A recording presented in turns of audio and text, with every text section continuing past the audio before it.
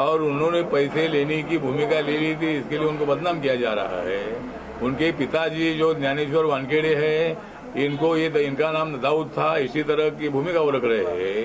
और ज्ञानेश्वर वानखेड़े ने मुझे पूरे पेपर दिखाए हैं और उन्होंने बताया है कि भाई उनके जो बीबी है वो मुस्लिम कम्युनिटी के है, हमने शादी सहमति से की है और मैं मतलब बाबा साहब का अनुयायी हूँ। मेरे रिकॉर्ड में हिंदू महार का रिकॉर्ड उन्होंने मुझे दिखाया है और मतलब हमारे ऊपर जो अन्याय हो रहा है तो इसको आपने मतलब हमको सपोर्ट किया, ये अच्छी बात है, लेकिन और भी हमारे समीर के पीछे और हमारी फैमिली के पीछे आपने रहना चाहिए।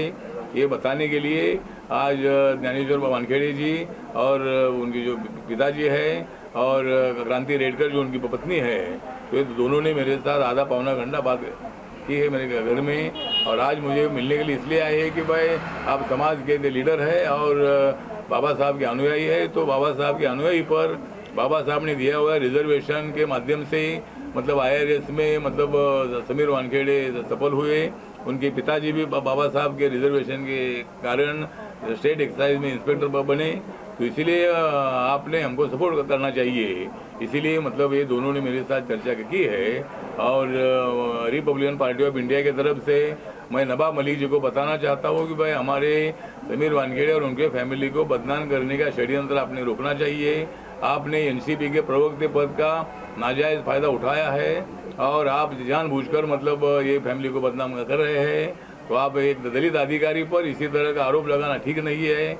और अगर वो मुस्लिम हैं ऐसा बोलते हैं तो वो तो मुस्लिम नहीं है, लेकिन अगर वो मुस्लिम हैं ऐसा बोलते हैं तो मुस्लिम आदमी के खिलाफ क्यों मतलब बयानबाजी कर रहा है।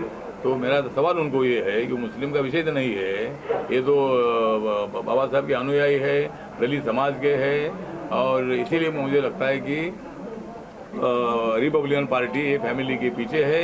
समीर वानखेड़े को बाल को भी धक्का नहीं लगेगा और रिपब्लिकन पार्टी पूरी उनके ताकत से उनके पीछे रहेगी। और नवाब मलिक जी हमारे अच्छे मित्र भी है, उन्होंने मतलब ये जो आरोप प्रत्यारोप है रोकना चाहिए, इसी तरह का हमारा कहना है। और अभी क्रांति रेडकर बोलेगी। सर एक आहे नवाब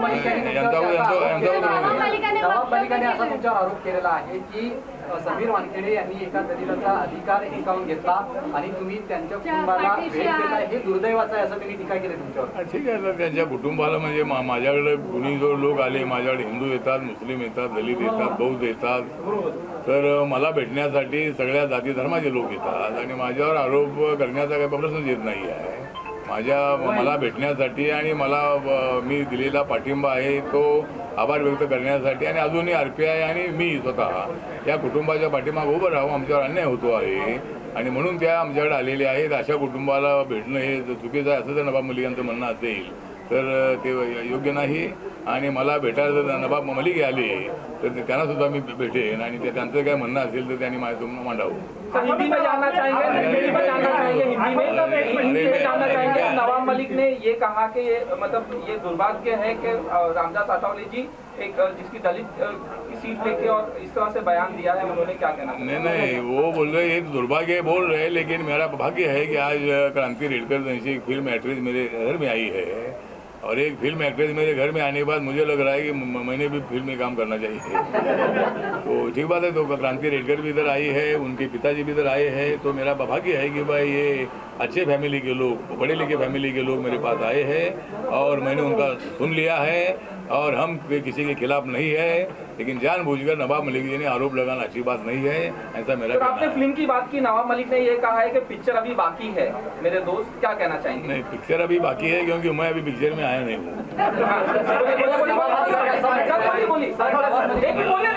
बोलने दो ना, पिक्चर अभी बाकी सर बोलिए। नहीं मतलब नहीं, आपने बोला कि भाई पिक्चर अभी बाकी है तो मेरा रोल अभी पिक्चर में बाकी है। पिक्चर अभी बाकी आहे, अजून अनेक नावं बदलण्याचं सुद्धा बाकी आहे।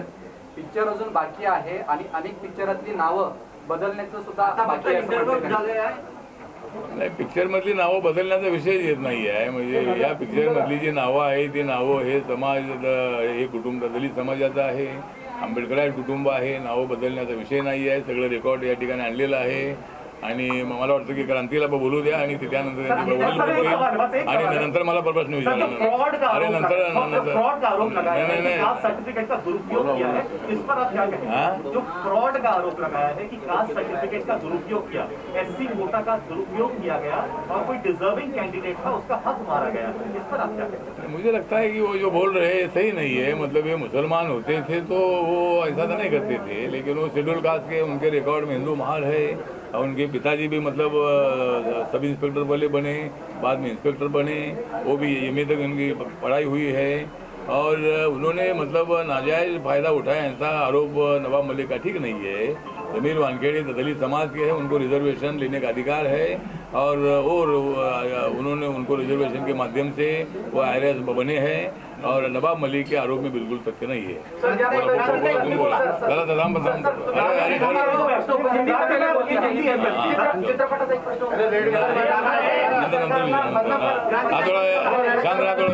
थोडं क्रांती मी मराठी दोन्ही सांगते. आज इथे आम्ही आलो आहोत रामदासजींची भेट घ्यायला. आठवले साहेबांनी आम्हाला वेळ दिला त्यासाठी खरंच खूप थँक्यू. ते आम्हाला भेटले हे दुर्दैवाचं आहे असं जर कोणाचं म्हणणं असेल तर मग माणसानी जायचं कुठे? एखाद्या ऑनेस्ट ऑफिसरच्या पाठीमागे एक एवढा मोठा नेता आणि उभा राहायचा प्रयत्न करतोय आणि त्यांनी इतक्या ठामपणे पाठिंबा देतोय, तो का देत असेल ह्याच्यासाठी जरा जनतेने डोकं लावावं लागेल. कारण की आज सकाळी आम्ही त्यांना सगळे खरे डॉक्युमेंट्स दाखवलेले आहेत, त्यांचा ह्या गोष्टीवर विश्वास पटलेला आहे. म्हणूनच हा माणूस जो माझ्या शेजारी बसला तो एवढा ठामपणे विधानं करू शकतो आहे कारण की त्यांच्या हातात प्रूफ आहेत. नवाबजी जे मीडियासमोर दाखवत आहेत त्याला सर्वस्व आणि त्याला सर्वश्रेष्ठ मानणारे जर जनता असेल किंवा जर मीडिया असेल तर त्यांना माझा हात जोडून असा नमस्कार आहे. प्लीज डोळे उघडा.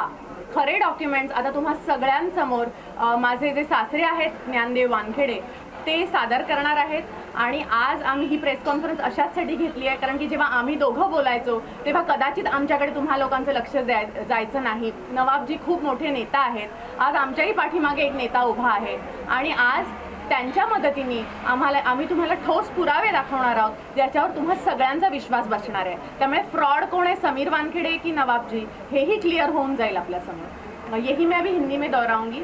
आज जब हम यहाँ बैठे हैं और अनेक बार नवाब जी ने समीर वानखेड़े के ऊपर आरोप किए हैं, उनके कास्ट सर्टिफिकेट के आरोप किए हैं.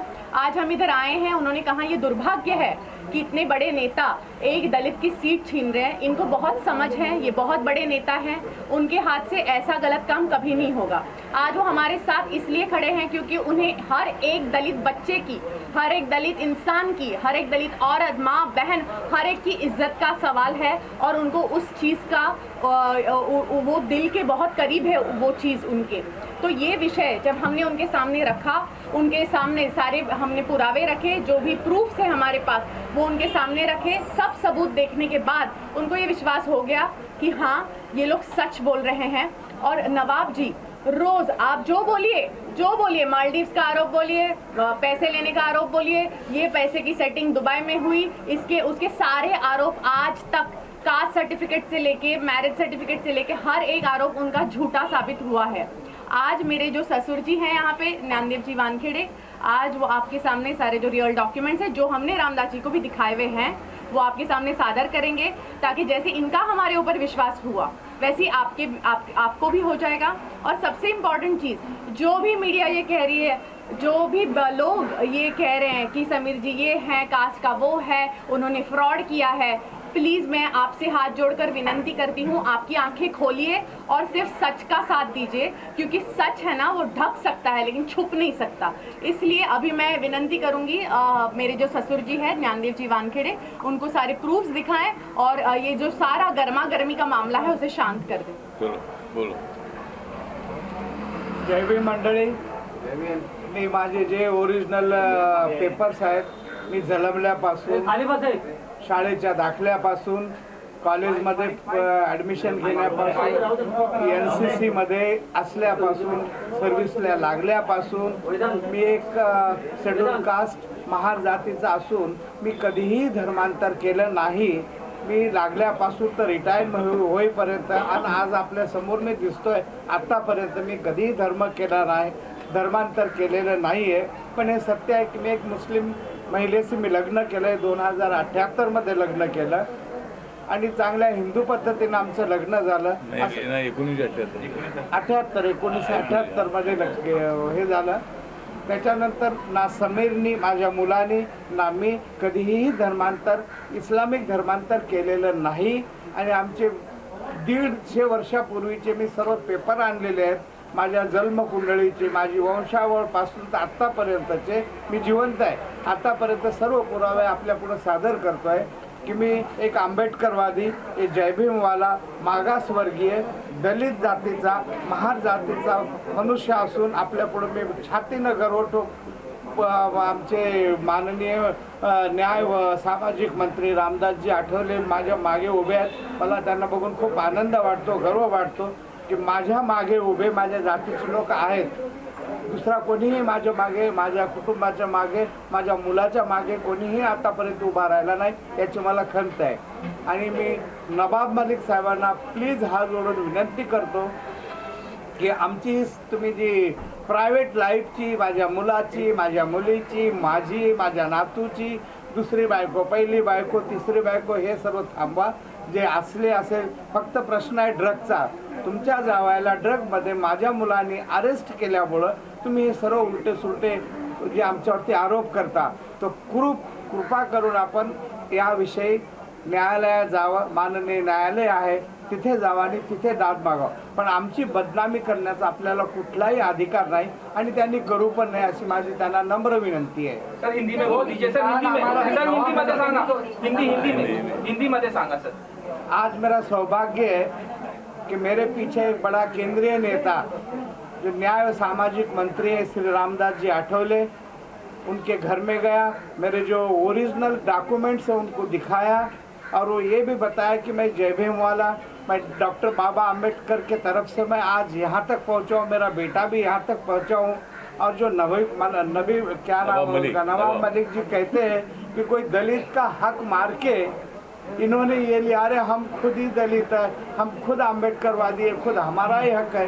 हक मारने का तो सवाल ही नहीं उठता. ऐसा नवाब जी को आपके तरफ से भी आप बोल दीजिए भाई, ऐसा गलत फहमी समाज में ना फैलाए.